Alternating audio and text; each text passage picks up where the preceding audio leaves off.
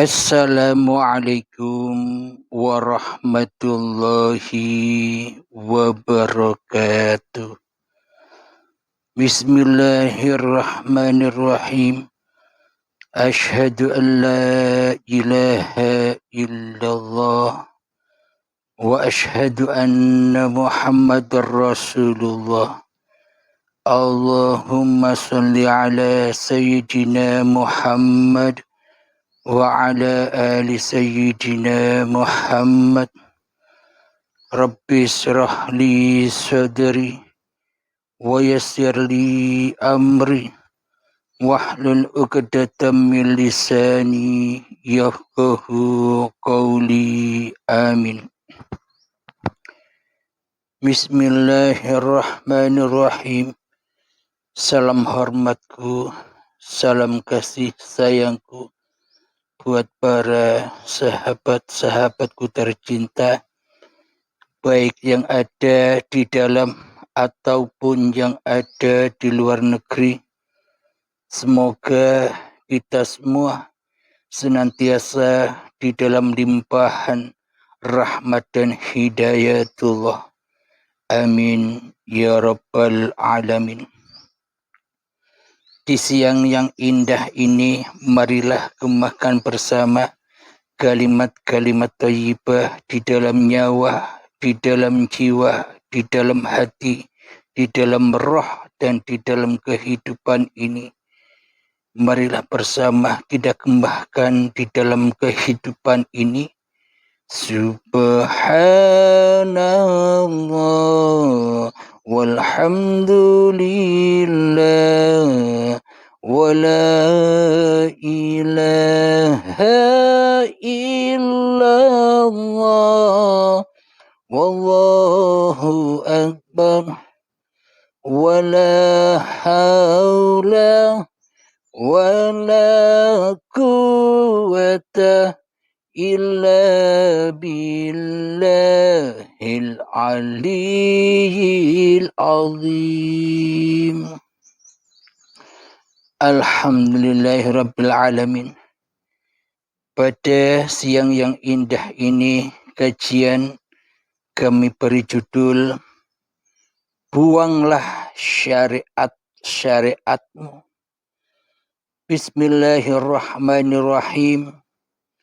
Sejak kecil kita selalu dibimbing oleh para ustadz-ustadz kita yang tercinta, para kiai-kiai kita tercinta, para ulama-ulama kita tercinta, dibimbing dan dibimbing di babagan syariat.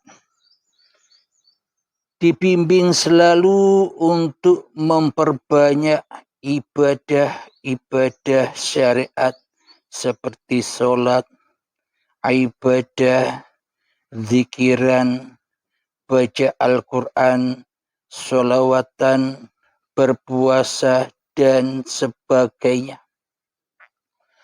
Gunanya untuk memupuk dan memupuk iman hati kita. Tujuan berlakunya memperbanyak syariat-syariat manusianya, tujuannya agar sampai kepada Tuhannya.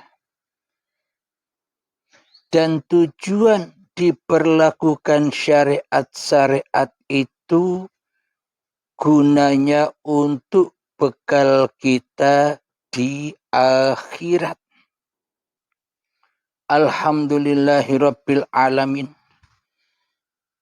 Bagaimana mungkin semua bekal-bekal yang kita ibadahkan itu, bagaimana mungkin sholat-sholat yang kita lakukan itu bisa sampai ke akhirat? Manakah mungkin tanaman-tanaman dunia bisa kita buat bekal ke akhirat, sementara kita tak tahu di mana akhirat itu? Bagaimana mungkin tanaman-tanaman itu, yakni ibadah sholat yang kita perbuat, yang kita perbanyak selama ini, itu akan berbuah manis, akan bermanfaat bagi kita di akhirat. Bila kita tak tahu akhirat itu di mana.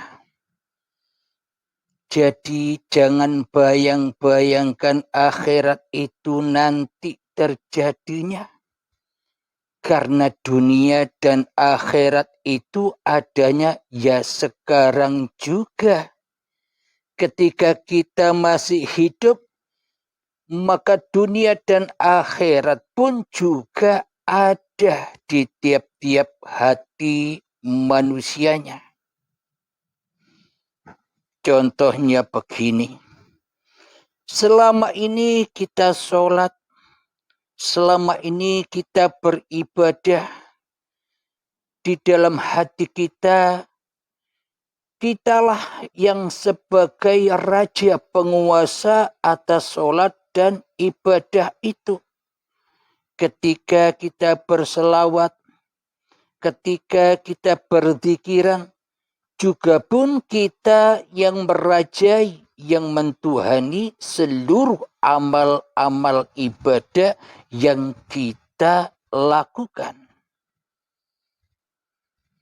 Gunanya semua itu dipersembahkan kembali, diabdikan kembali, dirojiunkan kembali untuk bekal akhirat.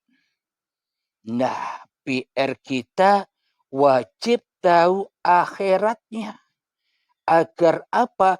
Agar sampai sholat-sholat yang kita kerjakan, agar sampai ibadah-ibadah yang kita kerjakan, agar sampai sholawat-sholawat dan zikiran yang kita lakukan, agar sampai puasa-puasa yang kita kerjakan dan berbuah di akhirat.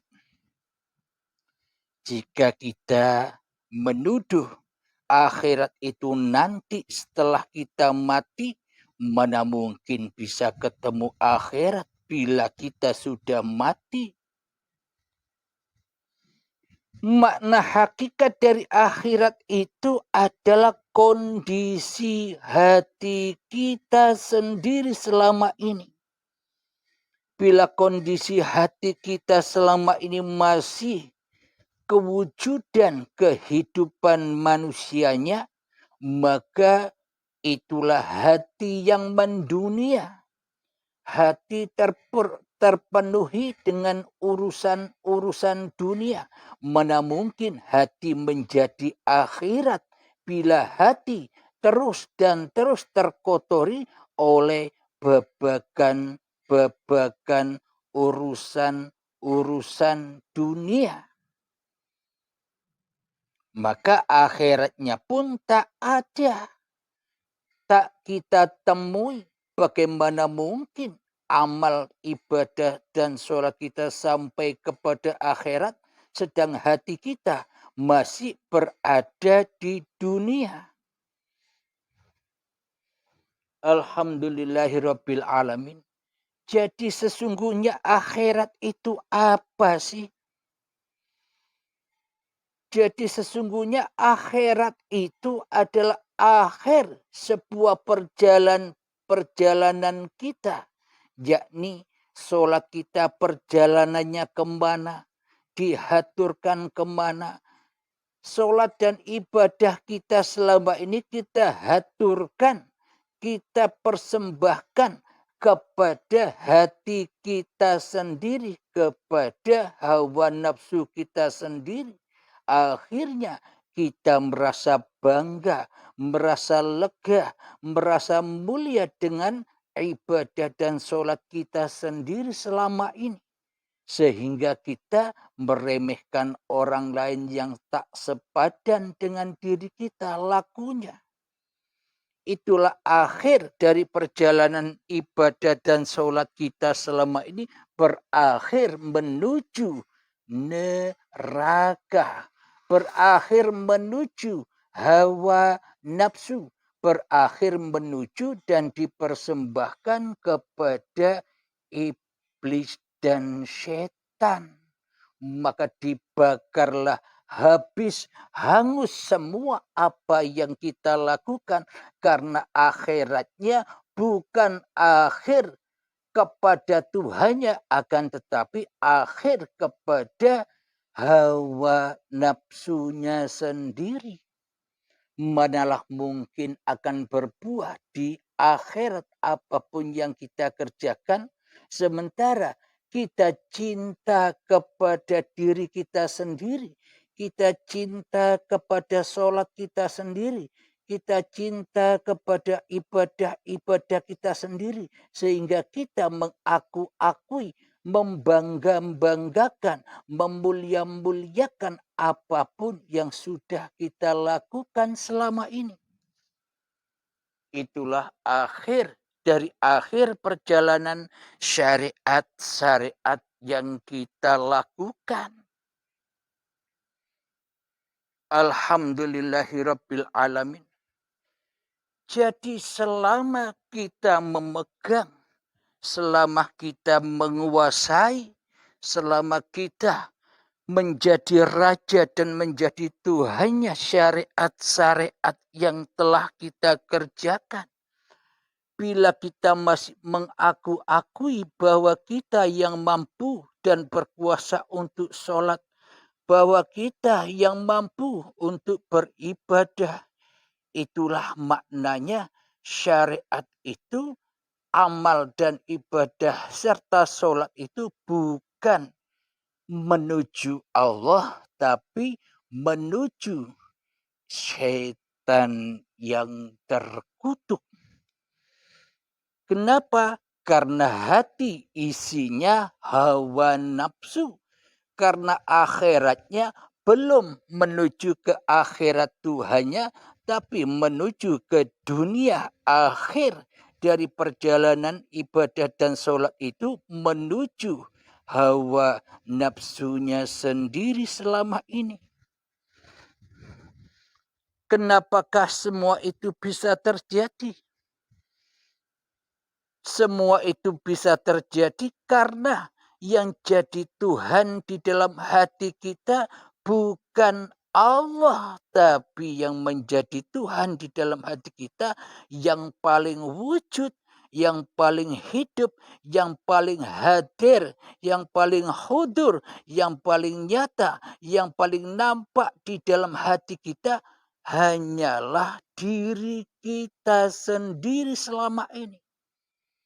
Itulah semuanya tempat berakhirnya amal-amal, ibadah-ibadah, dan sholat-sholat yang sudah kita lakukan sejak akil balik hingga setua ini.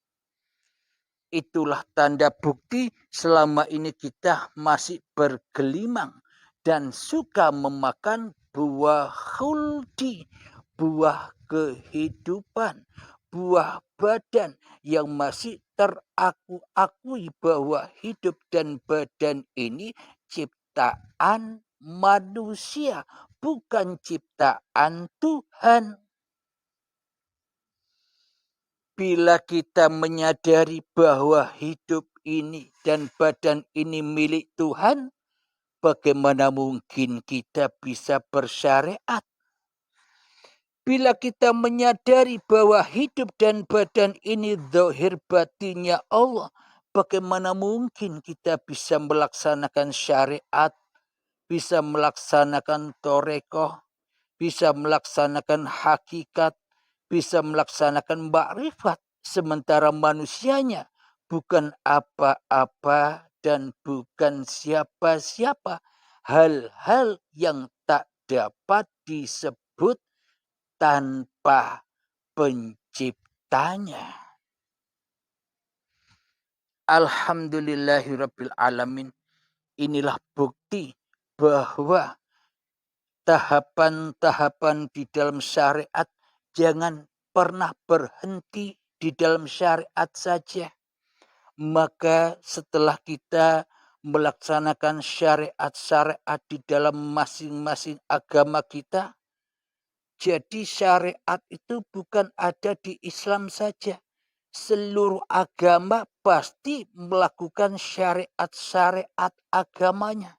Seluruh manusia pasti melakukan syariat-syariat manusianya. Apa sih syariat itu? Syariat itu bukan sebatas laku-laku ibadah di dalam sebuah agama saja. Akan tetapi hakikat dari syariat itu sejak manusia tercipta, sejak manusia bangun tidur sampai tidur lagi, sejak manusia tercipta sampai mati, itu semua adalah syariat. Lelaku, pergerakan, itulah hakikat syariat itu. Maka bagaimanakah caranya agar semua syariat-syariat di dalam kehidupan ini sampai kepada akhirat Tuhannya? Untuk sampainya seluruh syariat-syariat yang kita kerjakan ini, maka belajarlah untuk mengenal Tuhan. Siapakah Tuhan itu? Tuhan itu akan nyata bila hidup dan badan ini sudah tak engkau akui lagi bahwa hidup dan badan ini milik manusia kita. Jadi bila kita sudah tak mampu menghaki, tak mampu merampas, tak mampu memiliki hidup dan badan ini, maka mana mungkin kita bisa berlaku syariat? Mana mungkin kita bisa berlaku toreko? Mana mungkin kita berlaku hakikat? Bagaimana mungkin kita berlaku hak makrifat? Maka akan jatuhlah syariat, toreko, hakikat dan makrifat kembali kepada pemiliknya, yakni Uripe, Allah.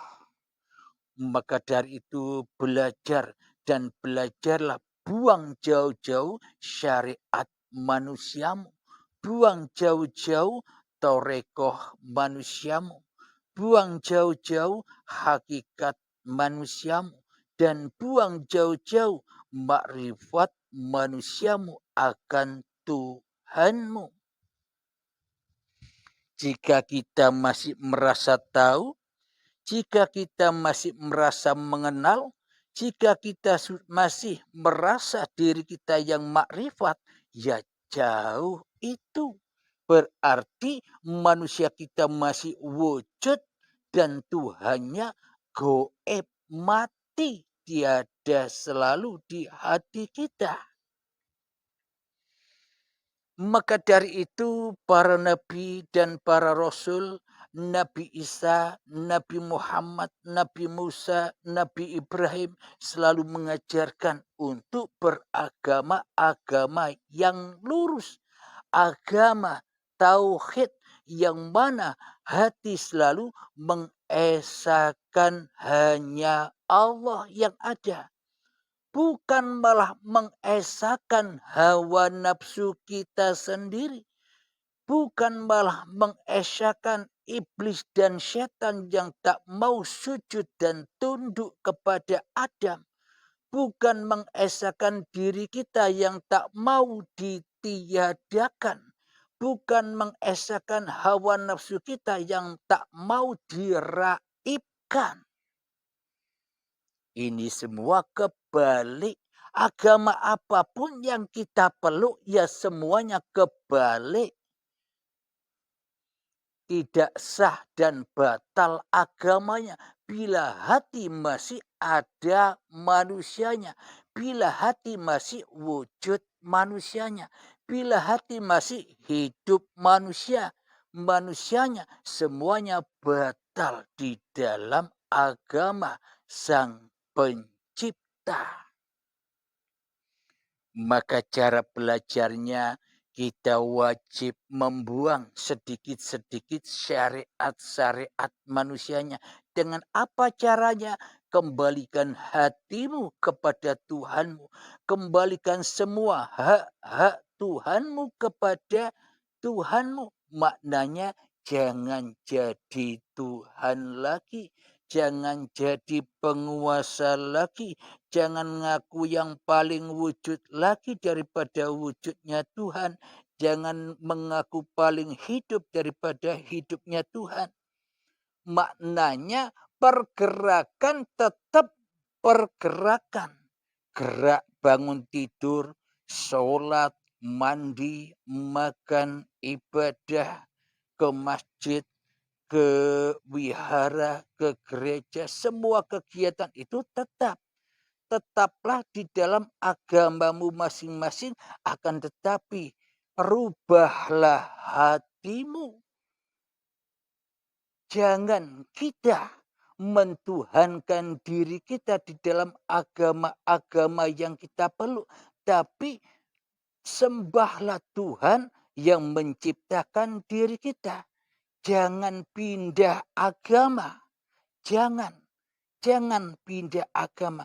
Pindahlah Tuhan. Pindahlah Tuhan.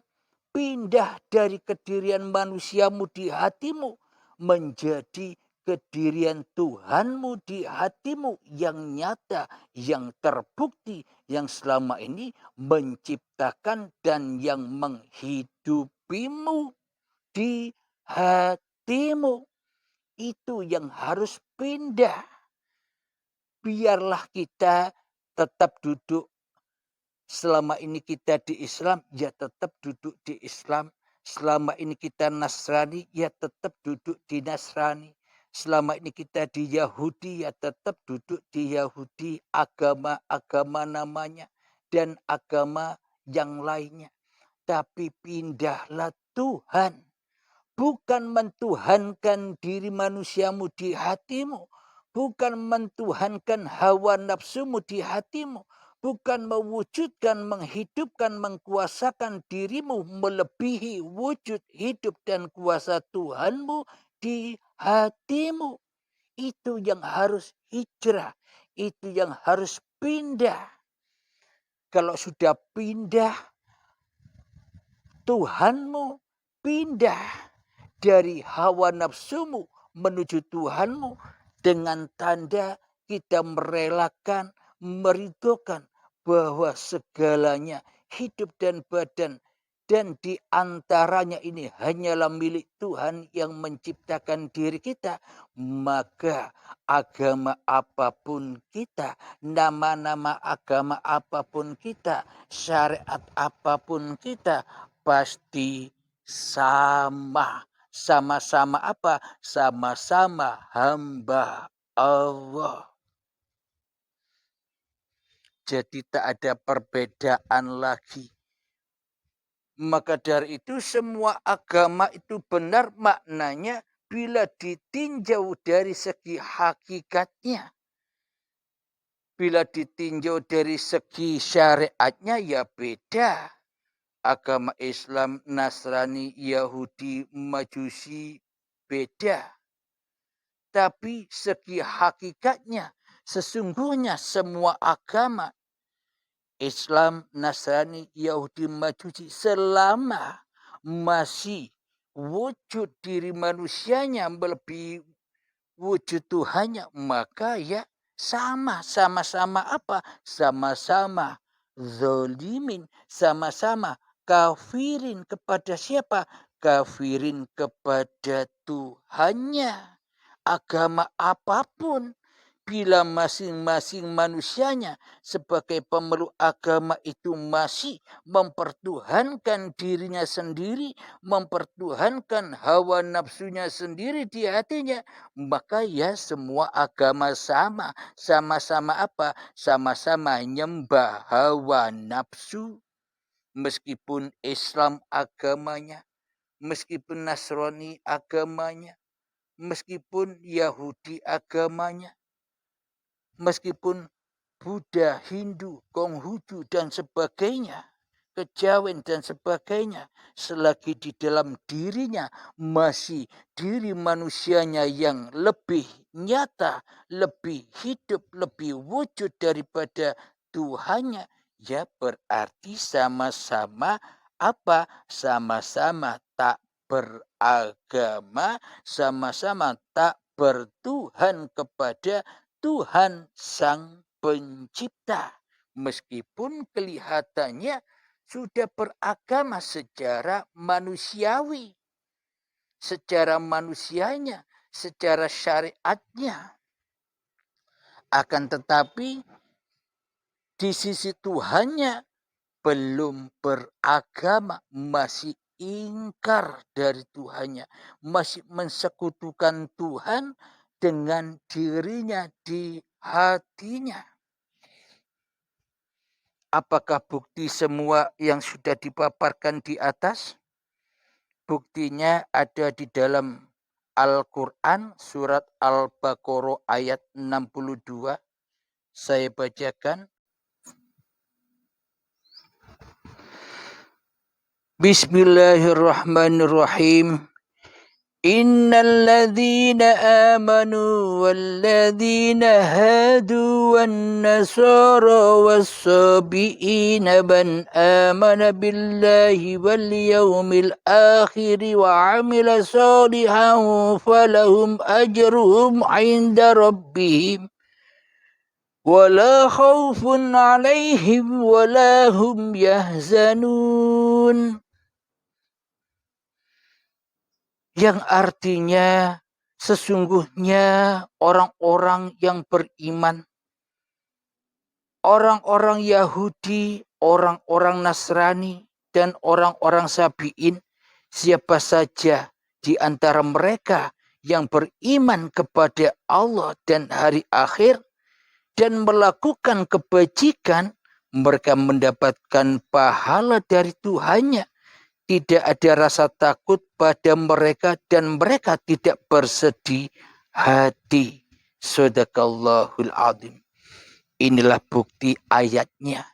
Jadi tetaplah dalam agamamu masing-masing, akan tetapi pindahlah, rubahlah Tuhan yang ada di hatimu.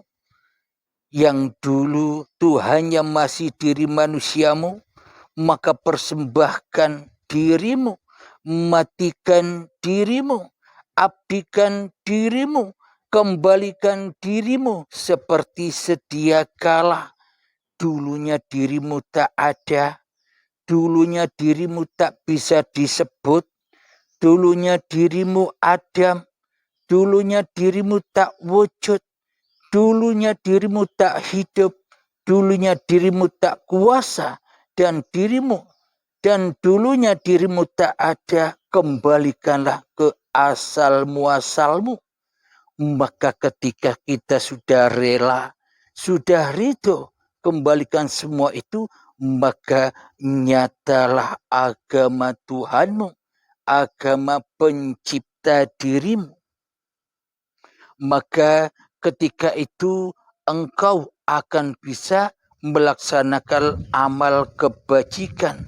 Maknanya bukan kebajikanmu lagi, akan tetapi sudah menjadi kebajikan Tuhanmu yang memerankanmu, bukan peran dirimu sendiri. Maka bila kita sudah mencapai makom itu, itulah yang disebut akhirat.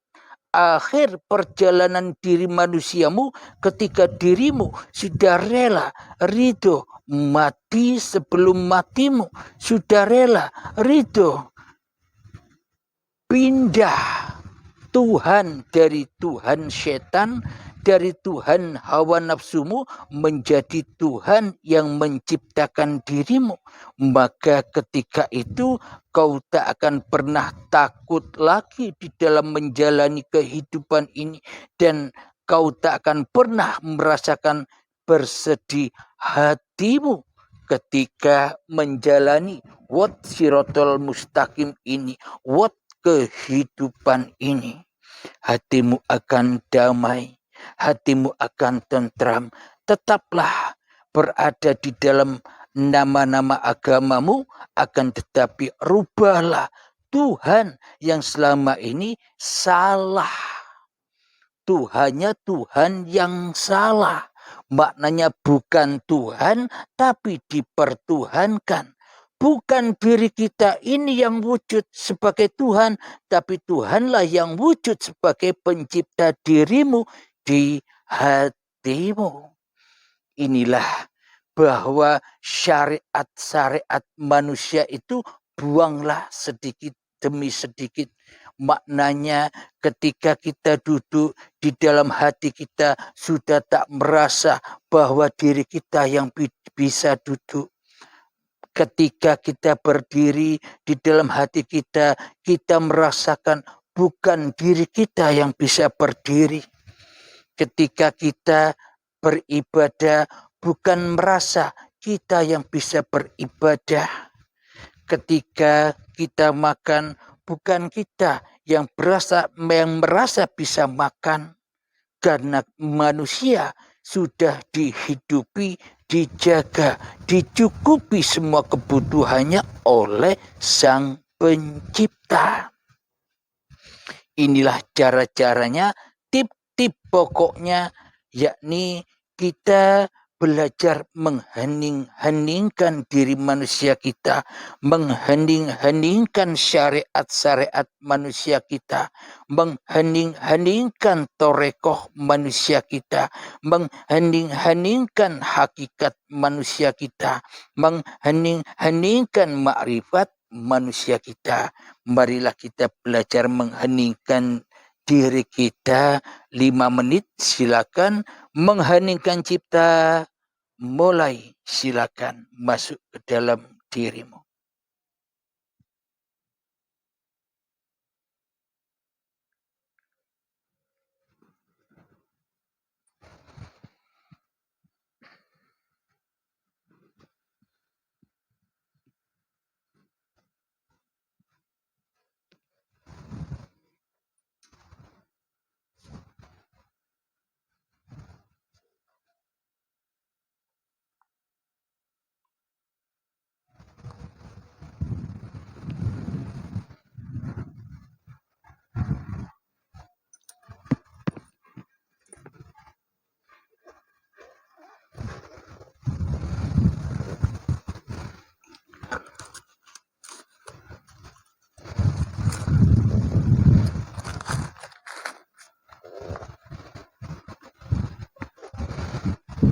Setelah kita dapat mengheningkan diri kita, kewujudan diri kita, kehidupan diri kita, maka nyatalah bahwa manusia ini adalah laisa kamislihi syai'un. Tidak seperti apa-apa dan tidak seperti siapa-siapa.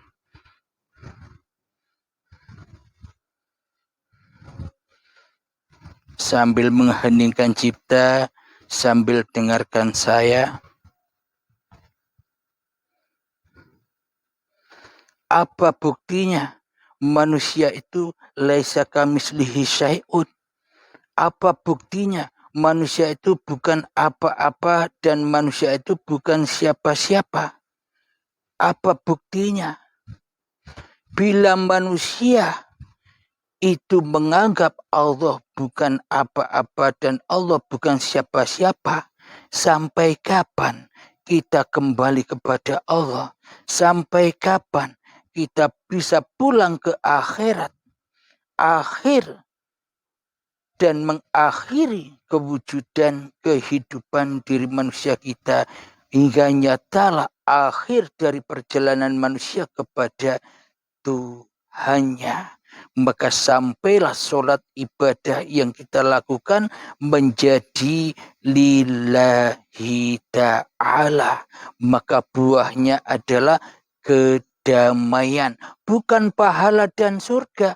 Buahnya adalah kemakmuran hati, tidak takut lagi menghadapi kehidupan ini, tidak takut lagi menghadapi dunia, urusan-urusan dunia, dan hati selalu tenang, hati selalu damai dan hati tidak akan pernah bersedih lagi tentang urusan dunia. Apa buktinya bahwa manusia itu laisa kamitslihi syai'un? Coba simak di dalam surat Al-Insan ayat pertama. Bismillahirrahmanirrahim. Hal ata 'alal insani hinum minad dahri lam yakun syai'am madhkura. Yang artinya, bukankah pernah datang kepada manusia waktu dari masa yang ketika itu belum merupakan sesuatu yang dapat disebut. Inilah bukti bahwa manusia itulah yang laisa kamitslihi syai'un. Namun bila banyak manusia yang mengatakan, siapapun dia yang mengatakan Allah laisa kamitslihi syai'un, berarti yang jadi Tuhan di dalam hatinya masih manusianya, masih hawa nafsunya, masih iblisnya. Akan tetapi bila yang dikatakan laisa kamitslihi syai'un itu adalah segala sesuatu yang selain Allah, maka nyatalah Allah la ilaha illallah al-malikul haqqul mubin. Allah nyata di balik yang menyelimuti segala sesuatu. Tergantung orangnya, tergantung manusianya. Sama halnya dengan Allah Maha Gaib dan Allah Maha Nyata. Allah Maha Gaib bagi siapa? Bagi manusia yang masih wujud menjadi Tuhan di dalam hatinya. Allah Nyata bagi siapa? Bagi manusia yang sudah gaib diri kemanusiaannya di hatinya. Sama dengan itu. Alhamdulillahirabbil alamin. Mengheningkan cipta selesai. Alhamdulillahirabbil alamin. Dengan sedikit pemaparan ini, semoga saya khususnya dan semoga kita semua dapat tercerahkan, dapat memanfaatkan, dapat mengaplikasikan apa yang sedikit keterangan ini. Kita sama-sama belajar, apalagi saya pun juga belajar sama seperti Anda. Alhamdulillahirabbil alamin. Semoga diberkahi pemaparan ini dan semoga kita pun juga diberkahi mendapatkan berkah sehingga kita bisa mengaplikasikan apa yang sudah dipaparkan. Alhamdulillahirabbil alamin. Akhir kalam. Assalamualaikum warahmatullahi wabarakatuh.